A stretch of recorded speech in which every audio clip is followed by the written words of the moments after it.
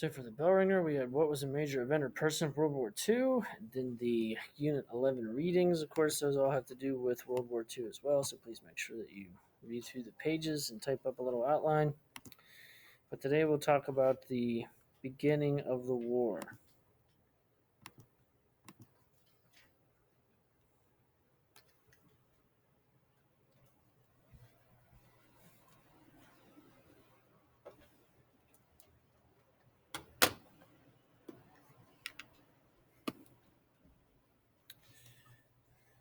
Of course, this would be known as one of the most destructive wars of all time and one of the most technologically advanced on a broad scale. Germany, of course, had experienced a terrible economy and the rise of Adolf Hitler in an authoritarian manner. In his earlier speeches and after he came into power, he's not only talking about going after internal enemies such as Jews or social democrats or socialists, but he's also talking about the superiority of the German people or Volk. And his concern, of course, was the fact that not all the German people lived in Germany. You had German speaking people in Austria, you had German communities in Poland, for instance, Czechoslovakia. And so his goal, of course, was to reunite all these people. And not only that, but he expected due to their superiority, they would continue to expand as a population and therefore need more room in order to procreate and farm and get natural resources. And so he also developed the policy of Lebensraum, believing that they needed to take Eastern European lands from Slavic peoples, which they considered inferior. So in 1933, they withdrew from the League of Nations. And then in 1934,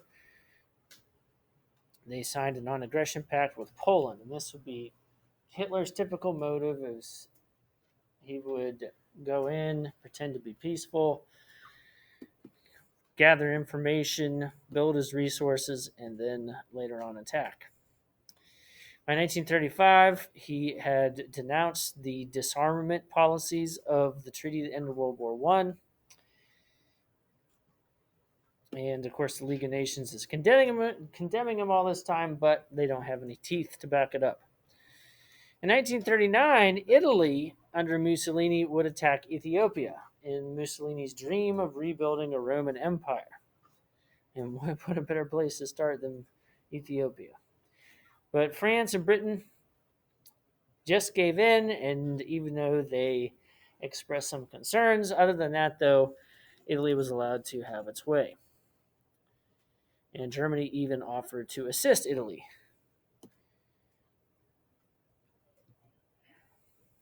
Mussolini's success basically convinced Hitler that they could just do what they wanted and that no European power was going to stop them. And so in 1936, he sent a small force into the Rhineland in order to reunite one of the German speaking peoples with Germany. Of course, France and Britain both complained, but that's all that they did. In the meantime, in Spain, there was a precursor to World War II that was happening. One side led by fascists, the other side led by communists. The fascists were led by Francisco Franco and the Popular Front, the Fatalist Fascists.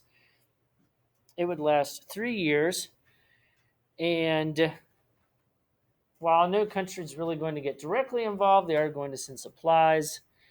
And the Nazis and Italians, of course, assisting Franco helped put him over the edge.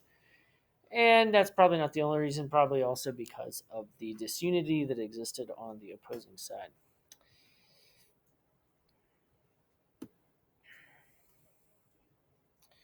So the fascists would end up winning in Spain by 1939, controlling the purple territories, as you can see up there in central Spain, and then expanding outward toward the borders of the country.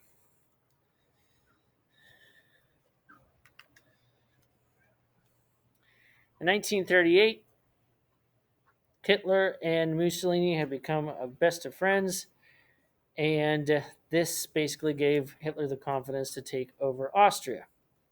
German forces marched into Austria on March 12th, in order to stop basically a democratic movement that would go against fascism.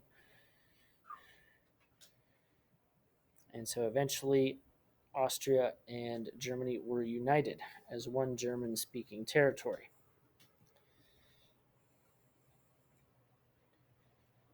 So now that this Anschluss, as it was called, the unification of Austria and Germany, they now surrounded Czechoslovakia, which included German speaking communities. And many of the Czechs and Slovakians were regarded as Slavic peoples by Germans, and so they were looked at as inferior.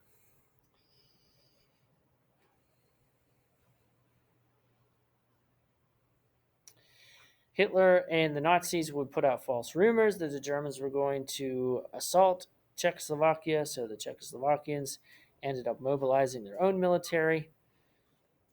This, of course, provided evidence to Hitler that Czechoslovakia was in fact a belligerent.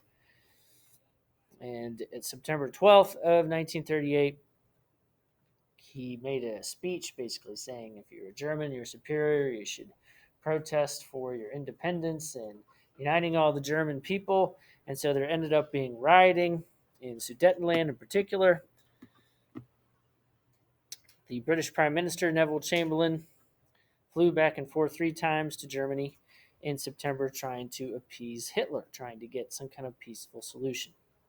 He ended up basically saying it was okay for Germany to invade Czechoslovakia and take Sudetenland. Eventually, Mussolini called a conference at Chamberlain's request. So Hitler was given control of Sudetenland, and he promised that he would have no further demands on gaining territory. So a lot of people believed, including Chamberlain, that he's got his German territory back. Hitler's now satisfied. There'll never be a problem again. Well, that, of course, didn't happen. And eventually you're going to see Hitler's design for a greater influence over Poland. He's going to sign a non-aggression pact with the Soviet Union, once again, drawing them into a false sense of security. And he's even going to get their cooperation in invading and dividing up Poland. But that, of course, will be where the combat starts in the European theater, which we'll talk more about tomorrow.